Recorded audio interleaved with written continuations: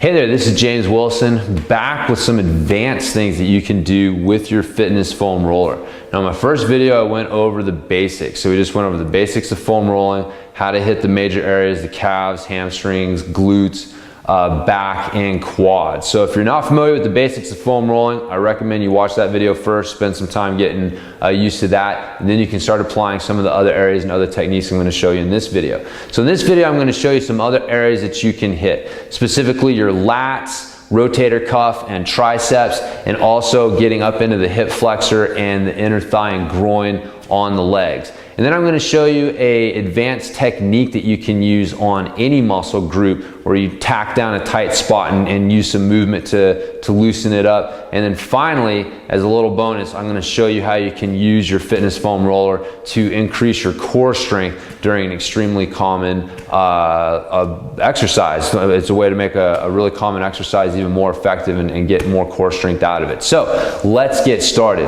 Now, first thing we're going to show you is how to hit your lats, your rotator cuff, and your triceps. So we're looking at this area right here. This is an area that gets really tight for a lot of people. If you have this kind of forward shoulder posture, it gets what's called locked long. We have muscles on the front that get locked short. The muscles on the back actually get locked long, and we need both of them to loosen up before we can get good mobility gains out of that area. So to hit the lats, you're going to get on your side, that arm over your head, and you're just going to roll out on your side like this. So this is your lats. You can work up into the armpit, and this is where the rotator cuff starts to come in. So in the armpit itself, and then actually kind of rotating onto your back a little bit. And this is what will start to allow you to dig into the rotator cuff back there. And then finally, your tricep working up to just above the armpit to just below the elbow. Again, extremely important to get in these areas as you get more advanced with your foam rolling. There's a lot of tension in these areas, and it'll really help open up your shoulders, and also neck issues, things like that can really benefit from opening up this area. So the next thing I'm going to show you is how to get into the hip flexor. So last time we went over the quads, just kind of going over the front of the legs. Getting up into the hip flexor area is a little bit more advanced, but pretty simple. So again, getting down on one leg, and then what we're going to do is go all the way up, a little bit higher into the hip flexor, and then stopping just below this hip bone right here. We don't want to go over the hip bone itself. And then stopping at that point, what I like to do is bring one leg back behind me and then bring it back around. And this side to side motion right here allows you to dig into that hip flexor a little bit deeper. So again, another area that gets really tight on a lot of people. So being able to dig in a little deeper and loosen that area up is really beneficial. And then finally, the inner thigh and groin. So laying next to your fitness foam roller, you're going to bring one leg up. You're looking for almost like a 90-degree angle here with your leg and your torso. And then starting all the way down by the knee. We want to start on this big fat muscle right outside the knee. We're just going to roll all the way in to the groin area. And then you can roll back out. But this inner thigh and groin is another area that gets extremely tight and can really affect mobility and performance in a lot of different areas.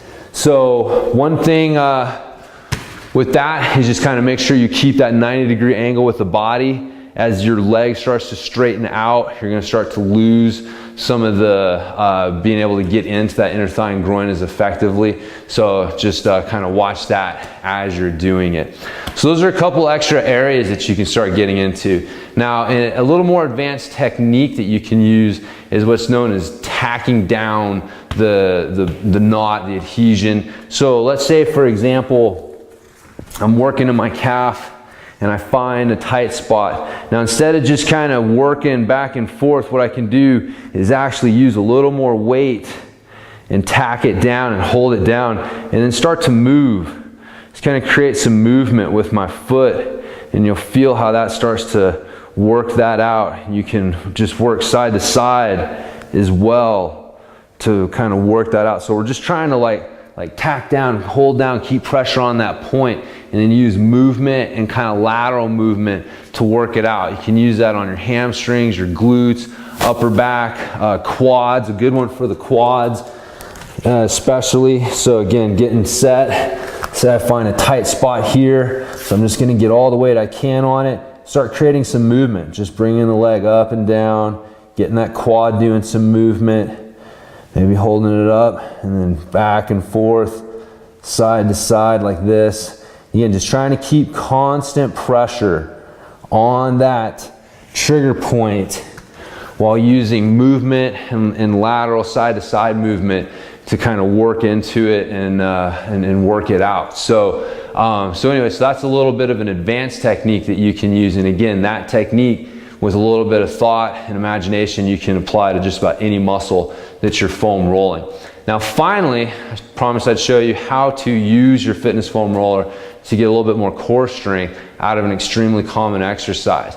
And this exercise is the lowly glute bridge. It's this one here where you're on your back, feet about shoulder width apart.